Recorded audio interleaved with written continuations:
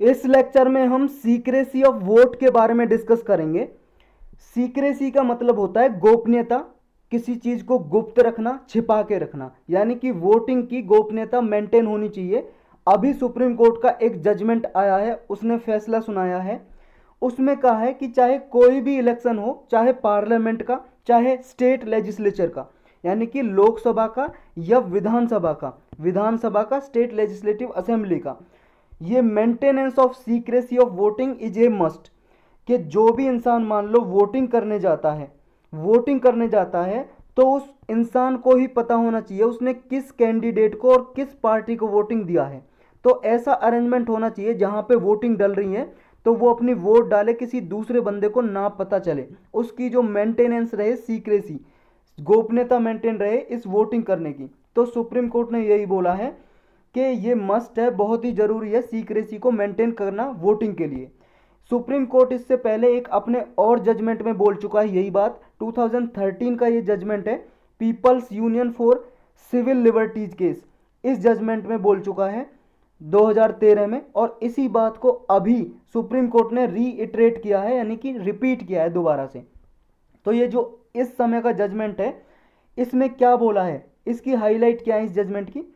एक तो ये बोला है पार्ट ऑफ फंडामेंटल राइट, कि जो सीक्रेसी है ये हमारे जो फंडामेंटल राइट है ऑफ फ्रीडम ऑफ एक्सप्रेशन, ये आर्टिकल दिया हुआ, आर्टिकल 19 क्लाउज 1 सब क्लाउज ए में दिया हुआ है। ये हमारा मौलिक अधिकार है कि हम अपने एक्सप्रेशन जाहिर करें, ये हमारी फ्रीडम है, आज़ादी है, और ये हमारा मौलिक अधिकार है। अगर इसका वायलेशन होगा हम डायरेक्टली सुप्रीम कोर्ट में या हाई कोर्ट में जाके अपील कर सकते हैं, हमारे वायलेशन होगा हमारे राइट का, फंडामेंटल राइट का। तो सीक्रेसी भी इसी का पार्ट है।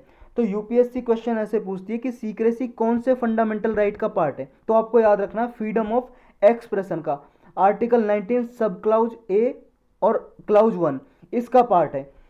नेक्स्ट बोला है सुप्रीम कोर्ट ने कि कॉन्फिडेंशियलिटी ऑफ चॉइस, जो इंसान की, जो कोई पर्सन वोट डालने जा रहा है उसकी जो चॉइस है, अगर उसकी विश्वसनीयता, कॉन्फिडेंशियलिटी मेंटेन रहेगी तो ये हमारी डेमोक्रेसी को, लोकतंत्र को स्ट्रेंथन करता है, मजबूत करता है।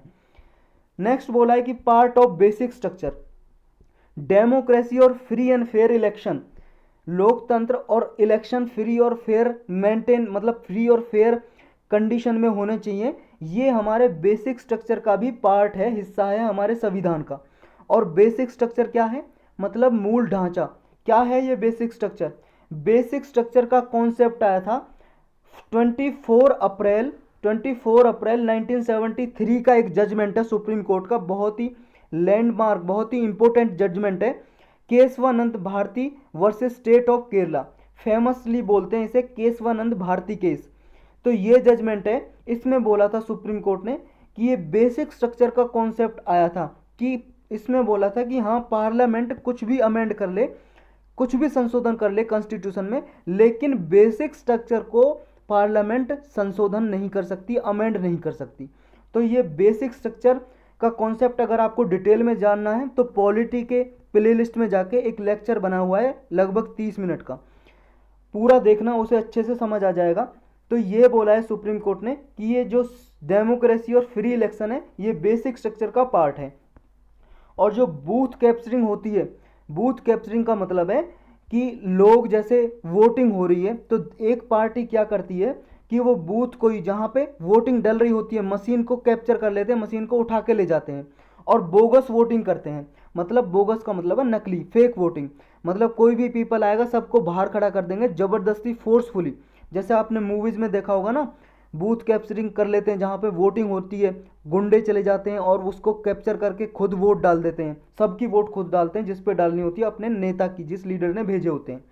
तो ये बूथ कैप्चरिंग और बोगस वोटिंग, ये क्या है, अच्छे से डील होनी चाहिए। गवर्नमेंट इन पे क्या है, कड़ा एक्शन ले, आयरन हैंड के साथ डील करे। आयरन हैंड का मतलब है कड़ा एक्शन ले, स्ट्रिक्ट एक्शन ले, ताकि ये, क्योंकि अफेक्ट करते हैं, प्रभावित करते हैं रूल ऑफ लॉ को और डेमोक्रेसी को, हमारे लोकतंत्र को, और हमारे कानून जो बने हुए हैं उनको ये अफेक्ट करते हैं, प्रभावित करते हैं। कोई भी आदमी परमिटेड ना हो कि वो right to free and fair election को डाइल्यूट करे। जो हमारा अधिकार है फ्री और फेयर इलेक्शन का, उसका अगर वो डाइल्यूट करे, उसे ये कोई भी इंसान को परमिशन नहीं होनी चाहिए। नेक्स्ट कहा है कि on lawful assembly, on unlawful assembly. Unlawful का मतलब है अवैध तरीके से, इलीगल तरीके से।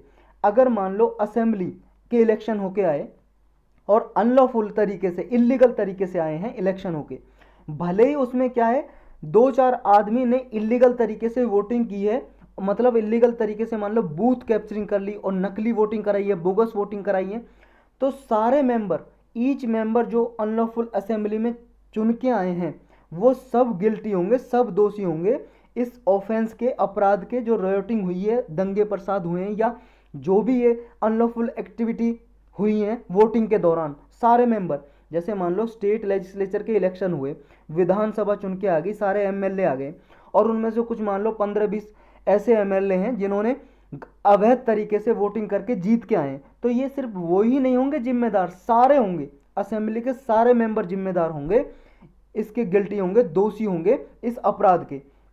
नेक्स्ट बोला है कि यूज ऑफ द फोर्स, कि मान लो किसी एक आदमी ने, एक मेंबर ने असेंबली के ने फोर्स यूज किए और गलत तरीके से वोटिंग की है, तो ये क्या करता है कि जो अनलॉफुल जो असेंबली बन के आई है, कंस्टिट्यूट होगी, तो एक तरह से ये रियोट्स को प्रमोट करती है। रियोट्स का मतलब है दंगे प्रसाद को प्रमोट करती है।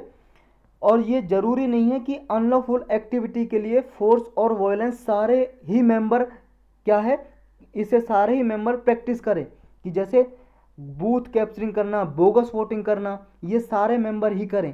ये जरूरी नहीं है कि तब सारे मेंबर करेंगे तब ही अनलॉफुल असेंबली होगी। अनलॉफुल मतलब अवैध तरीके से असेंबली कंस्टिट्यूट होगी, ये जरूरी नहीं है सारे मेंबर ही ये धांधलेबाजी करके आए, बूथ कैप्चरिंग वगैरह या नकली वोटिंग करना। अगर 2-4 मेंबर ने भी किया तब भी ये समझा जाएगा कि अनलॉफुल असेंबली होके आई है, सारे मेंबर अनलॉफुली ये चुन के आए हैं। डेफिनेशन क्या है अनलॉफुल असेंबली की, ये दी हुई है हमारा जो आईपीसी है, इंडियन पीनल कोड 1860 का, अंग्रेजों के ज़माने का है, अभी भी चल रहा है हमारे इंडिया में, उसका सेक्शन है 141। इसमें इसकी परिभाषा दी हुई है, डेफिनेशन दी हुई है अनलॉफुल असेंबली की है क्या। अब जो 2013 का जो जजमेंट है people's union for civil liberties case, इसमें सुप्रीम कोर्ट ने क्या बोला था, इसे थोड़ा रिवाइज कर लेते हैं। इसमें 2 मेन कंपोनेंट सुप्रीम कोर्ट ने कहे थे इस जजमेंट में। एक तो कहा था कि राइट टू वोट, वोट करने का अधिकार इंक्लूड करता है राइट नॉट टू वोट। कहने का मतलब है जो हमारे वोट करने का अधिकार है, इसके अंदर यह भी आता है कि हम वोट ना करें, हमारे वोट ना करने का अधिकार भी ये इंक्लूड करता है, सम्मिलित करता है। और इसका मतलब है right to reject. Right not to vote का मतलब क्या है, राइट टू रिजेक्ट, कि इंसान के पास, जो भी पर्सन वोट करने जाए उसके पास ये भी अधिकार हो रिजेक्ट करने का, सबको रिजेक्ट करने का अधिकार भी हो, राइट टू रिजेक्ट। नेक्स्ट कहा था राइट टू सीक्रेसी, गोपनीयता का अधिकार, गुप्त रखने का अधिकार, ये भी फ्री एंड फेयर इलेक्शन का इंटीग्रल पार्ट है, राइट टू सीक्रेसी, गोपनीयता मेंटेन रखना। नेक्स्ट ये क्या है, राइट टू रिजेक्ट का मतलब क्या हुआ, कहने का मतलब ये है कि एक वोटर जब वोटिंग करने जाता है, तो हर एक आदमी को ये अधिकार भी होना चाहिए कि वो किसी भी कैंडिडेट को ना चुने, ऑप्ट ना करे, किसी भी कैंडिडेट को ना चुने इलेक्शन के दौरान। कहने का मतलब ये है जो उसकी चॉइस है वो न्यूट्रल रहे। और ये जो राइट है, right to not to vote का, यानी कि राइट टू रिजेक्ट का, ये भी कहाँ से आया है, जो हमारा freedom of speech and expression है। और किसमें, ये आर्टिकल 19 क्लाउज 1 सब क्लाउज ए हमारे संविधान का, इसमें जो अधिकार है हमारे freedom of speech and expression, इसी का पार्ट है ये राइट नॉट टू वोट, यानी कि राइट टू रिजेक्ट, कि हम जाएं वोटिंग करने, किसी भी कैंडिडेट को वोट ना दें। और इसी के द्वारा सुप्रीम कोर्ट ने ये कहा कि आप नोटा इंट्रोड्यूस करो। नोटा का मतलब है नन ऑफ दी अबव, यानी कि कोई पर्सन मान लो जा रहा है वोटिंग करने और जो भी कैंडिडेट खड़े हैं उसे कोई भी कैंडिडेट पसंद ही नहीं है, वो किसी को भी वोट नहीं देना चाहता, तो एक नया बटन जोड़ो, एक नया बटन जोड़ दिया और नया बटन में क्या है, लिख दिया नोटा, उसका मतलब है नन ऑफ दी अबव। अगर कोई इस पे बटन दबाएगा वो वोटिंग जाएगी नोटा को, यानी कि कहने का मतलब उसे कोई भी कैंडिडेट पसंद नहीं है जिसने भी पार्टिसिपेशन किया है। और इससे होगा क्या नोटा से, पहले तो आप नोटा देखो ये क्या होता है। देखो ये जैसे वोटिंग मशीन है, इलेक्ट्रॉनिक वोटिंग मशीन, अब इसमें क्या है, जैसे लिखे होते हैं यहाँ पे पार्टी के कैंडिडेट का नाम और पार्टी के सिंबल, जैसे कांग्रेस का सिंबल, अगर आपको कांग्रेस की वोट देनी है तो यहाँ दबाओगे। लास्ट में होता है नोटा का button, none of the above, अगर आपने इस पर दबाया बटन तो वो नोटा पे जाएगा। इसका मतलब है कि आप किसी भी कैंडिडेट को नहीं पसंद करते, आपने सबको रिजेक्ट कर दिया। तो नोटा इंट्रोड्यूस किया ये 2013 के बाद। वैसे तो पहले भी ये एक दो असेंबली में हुआ था, लेकिन 2013 से ये सुप्रीम कोर्ट ने बोला कि आप असेंबली इलेक्शन और लोकसभा के इलेक्शन में इसे कंपलसरी करो, इंट्रोड्यूस करो, तब से ये होने लगा। इससे होगा क्या, इससे पब्लिक पार्टिसिपेशन इलेक्टोरल प्रोसेस में इंक्रीज होगी। कहने का मतलब जो बंदे वोट नहीं करना चाहते वो इसलिए नहीं आते कि उन्हें कोई भी कैंडिडेट पसंद नहीं है। अब क्या है, वो वोट करने आएंगे, क्योंकि वो नोटा पे तो वोट करने आएंगे। कम से कम ये तो पता चलेगा कि कितने पब्लिक है वो नहीं चाहती किसी भी कैंडिडेट को, सारे कैंडिडेट ये फ्रॉड हैं, ये नेता हैं, उनको नहीं चाहती। कोई नए कैंडिडेट, अच्छे कैंडिडेट खड़े करें, ये रेस्पॉन्सिबिलिटी बढ़ेगी किसकी, पॉलिटिकल पार्टी की, कि वो अच्छा कैंडिडेट करें, करप्ट कैंडिडेट खड़ा ही ना करें अपने इलेक्शन में। अब ये राइट टू सीक्रेसी क्या है, थोड़ा और इसे डिटेल से हम समझ लेते हैं। देखो राइट टू सीक्रेट, ये जो सीक्रेसी, ये हमारे फंडामेंटल राइट 19 का तो पार्ट है ही, लेकिन जो सेंट्रल राइट है इलेक्टर का वोट कास्ट करने का, कि वो बिना विदाउट फियर, बिना किसी डर के वोट करें। किसके डर के, रिप्राइजल का डर ना हो। रिप्राइजल का मतलब है रिवेंज, के बदले का डर ना हो। ऐसा नहीं है कि अगर मान लो सीक्रेसी डिस्क्लोज हो जाए, जब सीक्रेसी डिस्क्लोज हो जाएगी तो सीक्रेसी रही कहाँ। अगर मान लो आपकी गोपनीयता छुपा के कोई राज रखा, आपने बता दिया किसी को, तो राज रहा कहाँ। तो अगर किसी को वोटिंग पता चल जाए, मान लो दूसरे कैंडिडेट को, कि इसने मुझे वोट नहीं दी दूसरे को दिए, तो वो बदला लेना चाहेगा ना उससे। मान लो उस पर कुछ नुकसान करे, उसे मारे पीटे, तो ये रिप्राइजल का, बदले का फीवर ना हो। फियर मतलब वो उसे डर ना हो किसी का। या ड्यूरेस और कोर्शन, ड्यूरेस का मतलब है दबाव, कोर्शन का मतलब है फोर्सफुली दबाव किसी पे बनाना। तो बिना किसी दबाव के, बिना किसी बदले के वो डर ना हो उसे इसका, और उसके वोट करे। और ये सेंट्रल राइट जो है, राइट टू सीक्रेसी, ये हमारे आर्टिकल 21 का भी पार्ट है, right to life and liberty, जिसमें दिया हुआ है हमारे संविधान में। ये इलेक्टर की आइडेंटिटी और सीक्रेसी को प्रोटेक्शन करना, ये हमारे फ्री एंड फेयर इलेक्शन का भी इंटीग्रल पार्ट है।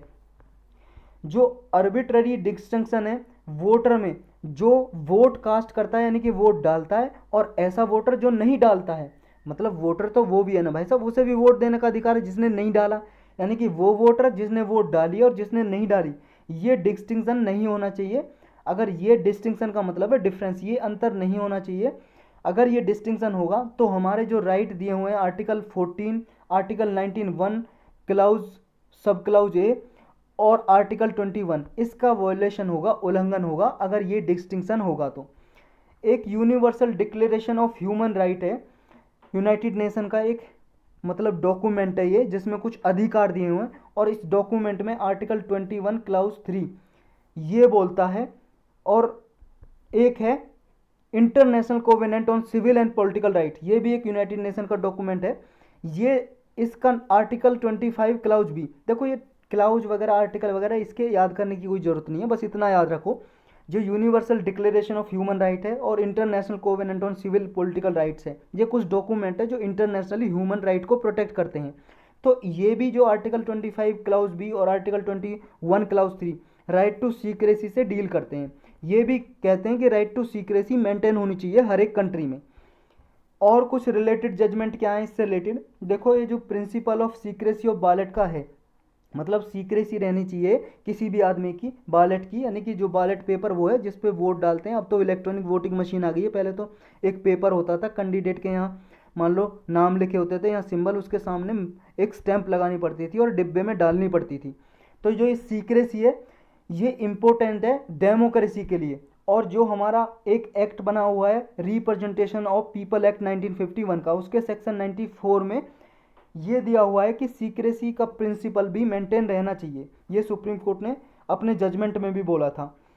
जो वोटर के प्रिविलेजेस हैं, मतलब स्पेशल राइट, जो भी वोटर है वोट डाल रहा है उसके स्पेशल अधिकार हैं।